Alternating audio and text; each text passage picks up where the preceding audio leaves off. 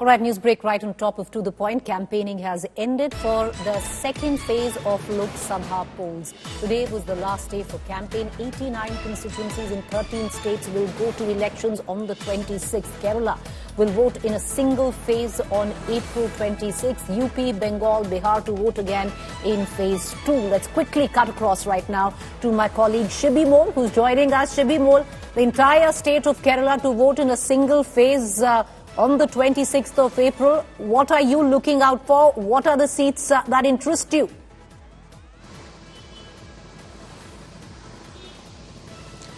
Preeti, it's a very important battle as far as all the three parties in Kerala are concerned. As far as the Congress is concerned, in last year's Lok Sabha election, they got 19 out of the Congress-led UDF had got 19 out of 20 seats. So they'll have to maintain those seats to increase their number at the national level. As far as the CPIM is concerned, they will have to win certain seats. Their last standing bastion is Kerala in India. So they'll have to win few seats from here to retain their national party status for this Lok Sabha election.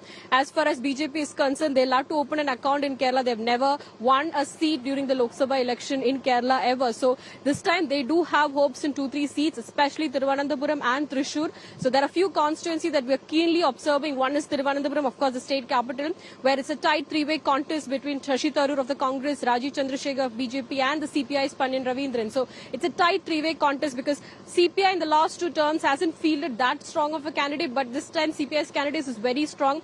BJP in the constituency has very, very strong influence. So usually there is a neutral votes.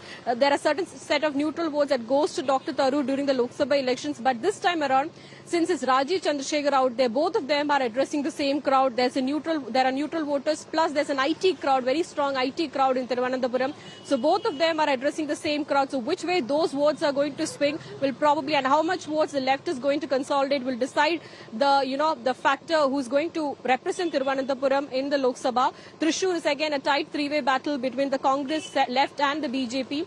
BJP as a party do not have very strong influence in Thrissur, unlike Thiruvananthapuram, but the candidate there, Suresh Gopi, is very strong. It's a very popular face right now in Thiruvananthapuram because he's contested in the last 2019 plus 2021 assembly election from the same constituency itself. So it's again tight there. Wayanad, of course, Rahul Gandhi is contesting from Wayanad for the second time.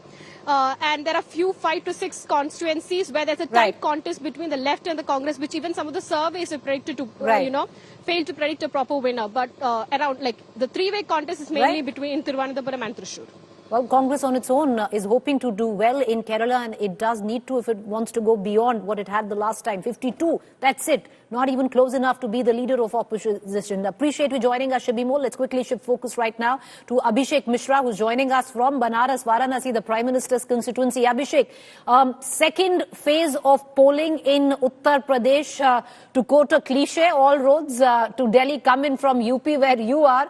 What are the constituencies that interest you, that you are looking out for, which could pose a tough contest or, could look at where the Gathbandhan is giving the BJP a good fight?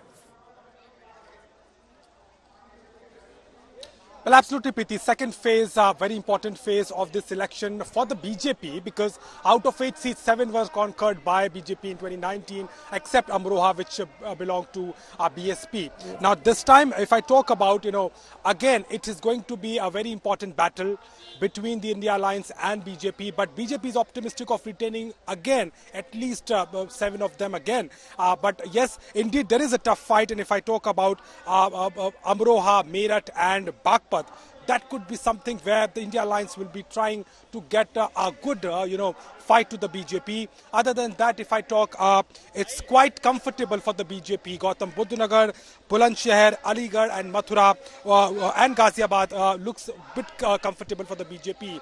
But more than that, we've also seen how the BJP has tried to manage the situation on the ground. We have seen how there was a resentment and, the anger of the Rajput community. That is something which has been resolved internally. But this time in Western Uttar Pradesh, Jat is something going to be very important. And Hema Malini, as you know, from Mathura, she's again trying her luck, and indeed on Bagpat and other seats as well. So the combination of RLD is certainly going to benefit the BJP, and it is optimistic of a clean sweep, at least this time, compared to the first phase, which was not very much in their favor, but an interesting battle for the second phase in Uttar Pradesh.